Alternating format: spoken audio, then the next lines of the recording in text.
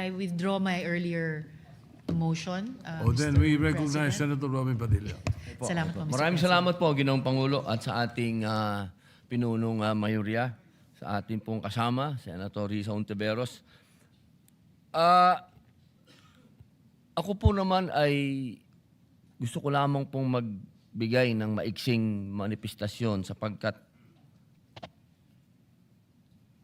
napakabigat po para sa akin.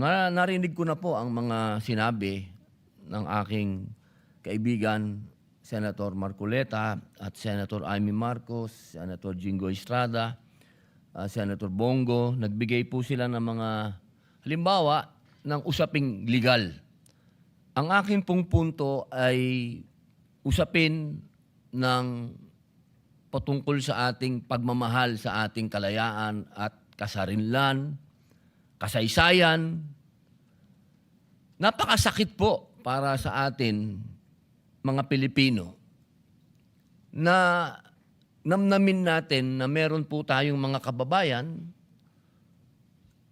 na nasa ibang bansa at doon dumadaan sa isang paglilitis.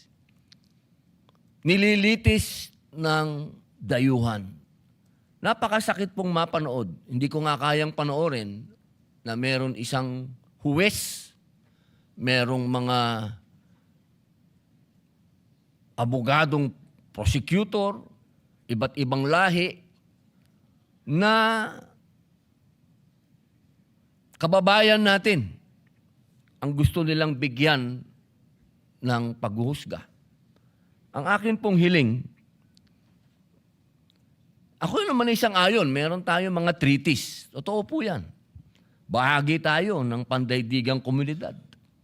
Ngunit ang pakikipagtulungan sa ibang bansa ay hindi dapat nangangahulugan ng pagsuko ng ating sariling jurisdiksyon at pagtalikod po sa ating mga korte. Dahil ang mga korte na yan ang simbolo ng ating kalayaan eh.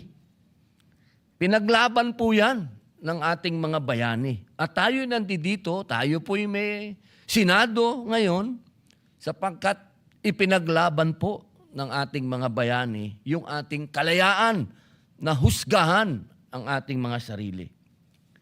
Kaya, pakiusap ko sa aking mga kasama, bagamat wala silang karamihan ngayon dito, alam ko naman na nanonood sila. Ang iba naman ay nakausap ko na at sila ay naniniwala na dapat ay dumaan sa korte natin ang sino man, hindi lamang po mga kasama natin dito, kundi lahat ng mga Pilipino na kapag gustong dalhin sa ibang bansa ay dumaan muna sa korte natin. Ako'y nakikiusap sa ating mga kasama na magnilay-nilay. Kung meron po tayo dapat na paniwalaang maghuhusga sa mga kasama natin, ay dapat ay Pilipino rin. Huwag po tayong pumayag na isang dayuhan muli ang magmukhang mas mataas sa atin. Dahil yan po ay hindi papayag ang ating mga bayani sapagkat ipinaglaban nila yan na tayo'y kapantay ng mga dayuhan. Hindi tayo kailanman sasailalim sa kanilang sinasabing katalinuhan o sa kanilang panghuhusga. Kaya po mga kasama, ang sinasabi po natin, bago po sana natin isuko ang isang Pilipino sa ibang jurisdiction, tiyakin muna po natin na mabigyan siya ng sapat na panahon at pagkakataon upang dumulog sa sariling korte ng kanyang bayan. Maraming salamat po, Ginoong Pangulo.